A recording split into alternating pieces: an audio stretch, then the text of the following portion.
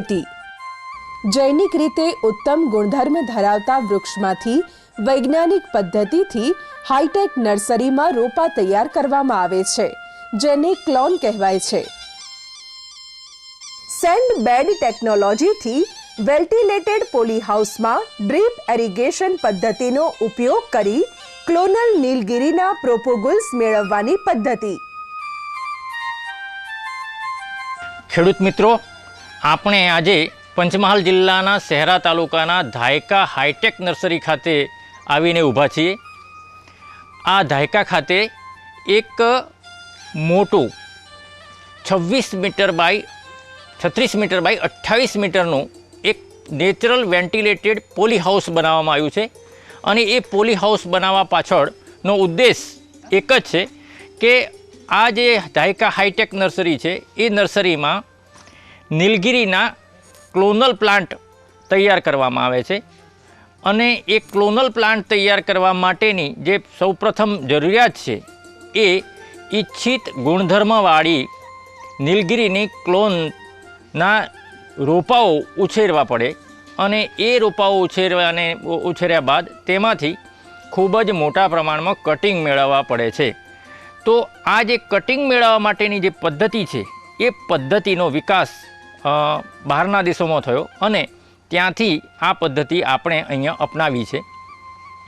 તો આ પદ્ધતિમાં ખાસ પ્રથમ નેચરલ વેન્ટિલેટેડ પોલી હાઉસ જે બનાવવામાં આવે છે કે જેમાં આપણે ચોમાસામાં જે વાતાવરણ હોય ગરમ અને ભેજવાળું એવું વાતાવરણ આપણે આ છોડવાઓને કાયમ માટે આપી શકીએ કે જેથી કરીને આ જે નીલગિરીના ક્લોનલ પ્લાન્ટ્સ છે એની ખૂબ સારા પ્રમાણમાં વિકાસ અને વૃદ્ધિ થાય। ઈચ્છિત ગુણધર્મવાળી ક્લોન અહીંયા વાવેલી તમે જોઈ શકો છો, જે ક્લોનનો નંબર છે ITC 413।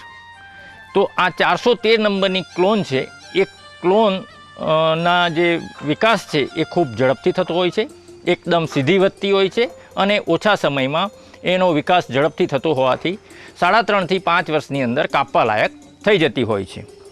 તમને સૌપ્રથમ હું સમજાવીશ કે આ નજીક રોપાઓ વાવીને શા માટે આ બેડ તૈયાર કરવામાં આવ્યા છે।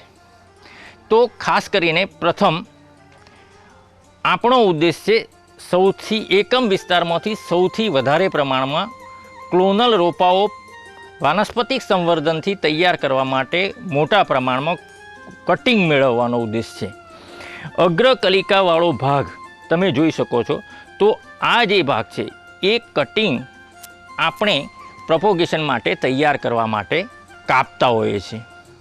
તો જો આ કટિંગ જેટલા સૌથી વધારે પ્રમાણમાં મળે એટલા વધારે રોપાઓ તૈયાર કરી શકાય। તો ચોક્કસ વિસ્તારની અંદર ચોમાસા જેવું વાતાવરણ, ગરમ અને ભેજવાળું વાતાવરણ પૂરું પાડવા માટે આમાં આર્ટિફિશિયલ રીતે જુદી જુદી ટેકનિકોનો ઉપયોગ કરવામાં આવ્યો છે। આને જમીનથી 50 સેન્ટીમીટર ઊંચાઈ ઉપર RCCના બેડ બનાવેલા છે, જે બેડની ઊંડાઈ 1 ફૂટ જેટલી છે અને 1 ફૂટના નીચેના તળિયાના ઉપર ઈંટોના રોડા પાથર્યા છે અને એના ઉપર 1 ફૂટ જેટલી ઊંચાઈ ઉપર ચોખ્ખી રેતી ભરવામાં આવી છે અને આ રેતીની અંદર 10 સેન્ટીમીટરના અંતરે આપણે નીલગિરીની ક્લોન નંબર 413ના રોપાઓ રોપેલા છે। આ રોપાઓનો ઝડપથી વિકાસ અને વૃદ્ધિ થાય તે માટે ડ્રીપ ઇરિગેશન પદ્ધતિ આમાં અપનાવેલી છે અને વાતાવરણમાં પણ ઉનાળામાં ભેજ અને ગરમ અને ભેજવાળું વાતાવરણ મળી રહે એ માટે આપણે ફોગર પણ લગાડ્યા છે કે જેથી કરીને ફોગિંગ કરીને એમાં જે ભેજ છે એ ભેજ સાચવી શકીએ। ત્યારબાદ આ જે રોપાના વિકાસ માટે ડ્રીપથી એને નાઇટ્રોજન, ફોસ્ફરસ, પોટાશ અને બીજા માઇક્રોન્યુટ્રિયન્ટને આપણે સપ્લાય કરીને અંદર રેતીમાં પચે એ રીતે પાણી દ્વારા એને આપીએ છીએ કે જેથી કરીને રોપાઓનો ઝડપથી વૃદ્ધિ થાય। આ જે ક્લોન છે એ 1 માસની અંદર આપણને જરૂરી એવા કટિંગ તૈયાર થઈ જાય છે અને એ કટિંગને આપણે પછી કાપી અને ફર્ધર વાનસ્પતિક સંવર્ધન માટે આપણે આગળ લઈ જઈએ છીએ. એ જે પાણીમાં ડૂબાડેલા જે કટકા આપણે લાયા છે એ કટકામાંથી એના પાન છે એ પાન 50% પાન આપણે કાપી લઈએ છીએ અને અગ્રકલિકાવાળા ભાગના ઉપરના 5 થી 7 સેન્ટીમીટરનો જે ભાગ છે એ ભાગના કટિંગને એક અલગ કટિંગ તૈયાર કરવામાં આવે છે. ત્યાર પછી નીચેના 2 અડધા પાન રહે એ રીતે બીજું કટિંગ એક તૈયાર કરવામાં આવે છે કે જેમાંથી કક્ષકલિકામાંથી રોપો તૈયાર થાય છે અને એનાથી નીચેનો પોર્શન છે એમાં પણ એ 2 પાન અડધા ભાગ રાખીને એક પેરમાં પાન રાખીને પછી ત્રીજો કટિંગ પણ મેળવવામાં આવે છે. એમ જે મિની કટિંગ મેથડથી આપણે જે અગ્રકલિકાનું કટિંગ લાયા છે એમાંથી 3 રોપાઓ તૈયાર કરવા માટેની પ્રોસેસ આપણે કરીએ છીએ. ત્યારબાદ એ જે કટિંગ તૈયાર કર્યા છે એ કટિંગને ફૂગ મુક્ત કરવા માટે પહેલાં 22 ટીનનો 1% દ્રાવણ તૈયાર કરેલું હોય છે એ ટબમાં આપણે એને ડુબાડીએ છીએ. 2 થી 3 મિનિટ સુધી એને ડુબાડેલા રાખીએ છીએ જેથી કરીને એમાં કોઈ પણ જાતની ફૂગ હોય તો એ ફૂગનો નાશ થાય. એ રીતે બીજી જાતનું એક ફૂગનાશક છે જેનું નામ ડાયન્થેમ 45 છે. તેમાં પણ આ કટિંગને ફરીથી ડુબાડવામાં આવે છે અને એમાં જે બીજા પ્રકારની ફૂગો હોય તેનો પણ નાશ થાય છે. તે રીતે આ કટિંગને ફૂગમુક્ત કર્યા બાદ તેમાંથી કાઢી લઈને ત્યારબાદ તેના એ વર્મિક્યુલાઇટ રૂટ ટેનર ભરવામાં આવે છે. એ જે મીડિયા છે એ મીડિયામાં વચ્ચોવચ્ચ હોલ પાડવામાં આવે છે, કાણા પાડવામાં આવે છે અને એ કાણા પાડેલા રૂટ ટેનર સ્ટેન્ડ ઉપર ગોઠવેલા રૂટ ટેનરમાં જે કટિંગ છે એ કટિંગના નીચેના છેડા ઉપર IBA એટલે કે ઇન્ડોલ બ્યુટરિક એસિડ કે જે એક પ્રકારનું રૂટ હોર્મોન છે જે નીલગિરીના ટુકડાના નીચેના પોર્શનમાંથી મૂળ ઉત્પન્ન કરવા માટેનું એક ઉત્સેચક છે. એ જે હોર્મોન છે એ હોર્મોનને આપણે લગાડીએ છીએ. એનું જે પ્રમાણ છે એ 2000 ppmનું પ્રમાણ આપણે રાખીએ છીએ. તો એ 2000 ppm વાળા IBAમાં એના નીચેના છેડાને પાવડર કોટિંગ કરવામાં આવે છે અને ત્યારબાદ વર્મ્યુક્યુલાઇટ ભરેલા રૂટ ટેનરમાં એને ખોસી અને 1/3 જેટલો ભાગ કટિંગનો 1/3 જેટલો ભાગ રૂટ ટેનરમાં જાય તે રીતે એને અંદર ખોસવામાં આવે છે અને પછી એને એરમુક્ત રીતે એટલે કે વ્યવસ્થિત રીતે એને દબાઈને ચોક્કસ રીતે ભરવામાં આવે છે. ત્યારબાદ આ કટિંગના ઉપર ફુવારાથી પાણીનો છંટકાવ કરવામાં આવે છે જેથી કરીને એનામાંથી ભેજ ઉડી ન જાય અને છોડવો તંદુરસ્તને જે ઉપરનો જે કટિંગ છે એ તંદુરસ્ત રહે. અને ત્યારબાદ એને આખા રૂટ ટેનર સ્ટેન્ડ ઉપર ગોઠવીને પૂરેપૂરા કટિંગ નાખ્યા બાદ તેને ગ્રીન હાઉસમાં લઈ જવામાં આવે છે અને એને ગ્રીન હાઉસમાં મૂકવામાં આવે છે. જે ગ્રીન હાઉસમાં આપણે જ્યારે રોપાને ગોઠવીએ છીએ ત્યારે મૂળ ઉદ્દેશ ગ્રીન હાઉસમાં આપણું ઈચ્છિત વાતાવરણ મેન્ટેન કરવામાં આવે છે કે જેથી કરીને તેમાં જે મૂળ કટિંગ છે એ કટિંગમાં મૂળ ફૂટવાની પ્રક્રિયા શરૂ થાય છે અને ટોચના ભાગે અથવા તો કક્ષકલિકામાંથી નવો ફૂણગો ફૂટવાનું શરૂ થાય છે. આ માટે નીલગિરીને અનુકૂળ એવું વાતાવરણ કે જેમાં ઓછામાં ઓછું એટલે કે વધારામાં વધારે 38 ડિગ્રી તાપમાન અને 80 થી 90% જેટલું ભેજનું પ્રમાણ જળવાઈ રહે તે રીતે આમાં ઓટોમેટિક સિસ્ટમ ગોઠવેલી છે ગ્રીન હાઉસમાં અને એ રીતે એમાં વાતાવરણ મેન્ટેન કરવામાં આવે છે. આ વાતાવરણ મેન્ટેન કરવા માટે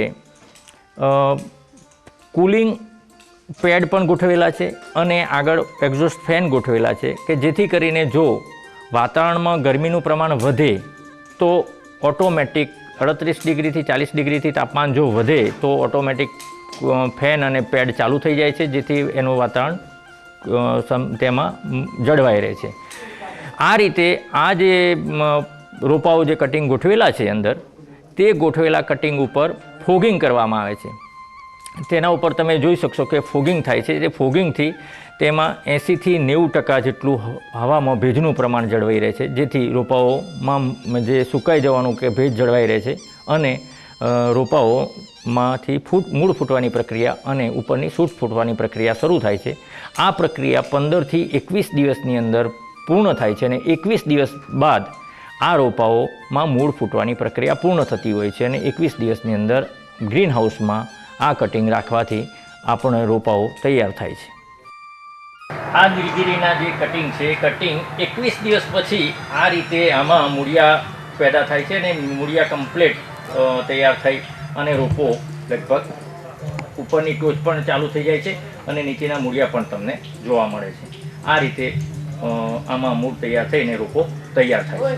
21 દિવસ પછી મૂળ ફૂટેલા જે રૂટ ટ્રેનર છે એ રૂટ ટ્રેનરને આપણે બાજુમાં જે રીતે નેટ હાઉસ દેખાય છે એ નેટ હાઉસમાં 15 દિવસ માટે એને રાખવામાં આવે છે કે જેથી કરીને જે કુમળા રોપાઓ છે એ રોપાઓ થોડા સામાન્ય સાધારણ વાતાવરણમાં એટલે કે 50% તડકો પડે એવા 50% નેટવાળા નેટ હાઉસમાં એને આપણે ગોઠવીએ છીએ જેથી રોપાઓ થોડા હાર્ડનેસ પકડે અને 15 દિવસ પછી એમાંથી એ રોપાઓને આપણે ઇન્સેક્ટ નેટ હાઉસમાં લઈ જઈએ છીએ જેથી કરીને આ રોપાઓ આપણે ફિલ્ડમાં વાવવા માટે લાયક થઈ જાય.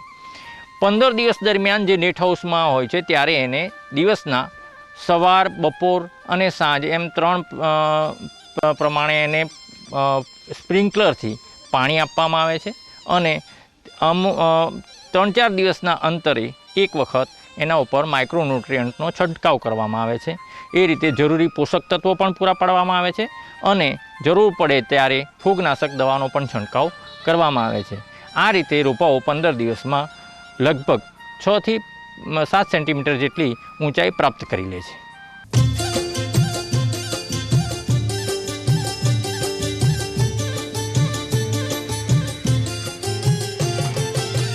દેશી નીલગિરી 7 થી 8 વર્ષે તથા ક્લોનલ નીલગિરી 4-5 વર્ષે પરિપક્વ થાય છે. તો વન વિભાગ દ્વારા એને ઉત્પાદકતા વધારે કરવા માટે આપણે 18 ક્લોનલ ઉત્પાદન સેન્ટર જેનેથી કે ઝડપીથી જે નીલગિરીના ઝાડ 8 વર્ષમાં તૈયાર થાય એ નીલગિરીના ઝાડ અત્યારે એ ક્લોનલ જેને કહીએ જેને જેનેટિક તરીકે એ સુપિરિયર થાય એને વાવેતર કરવાથી 4 વર્ષમાં થઈ રહ્યા છે. આપણે કૃષિમાં ક્રાંતિ કેમ થયા? કેમ કે હાઈ યીલ્ડિંગ વેરાયટીથી અને ઉત્પાદકતા કઈ ગુના વધારે થયા. તો વૃક્ષમાં પણ ઉત્પાદકતા આપણે વધારો કરીએ તો લોકોનો આવક થાય છે. તો વન વિભાગ દ્વારા પ્લાન છે કે 3 કરોડ સુપિરિયર સીડલિંગ જેને કહીએ ક્લોનર રોપા હોય, ટીસ્યુ કલ્ચર રોપા હોય અથવા પ્લાસ્ટિકથી આપણે જો હે રોપા ઉછેર કરીએ. 3 કરોડથી વધારે હાઈ ક્વોલિટી સીડલિંગ જો હે એ મને લાગે છે આવતી વર્ષ સુધી એને પૂરા પાડવામાં આવે છે જેનાથી ઉત્પાદકતા बढ़શે તો ઇકોનોમી ગ્રો કરશે, ઇકોલોજી ગ્રો કરશે. જ્યારે આવક થશે તો ખેડૂતો વધારે પ્રેરિત થશે વૃક્ષારોપણમાં તો એને એ સ્વાભાવિક છે કે વૃક્ષોની સંખ્યા વધારે થવાનો છે. નીલગિરી ઉછેર પાછળ સરેરાશ ₹25,000 થી ₹50,000 નો ખર્ચ થાય છે.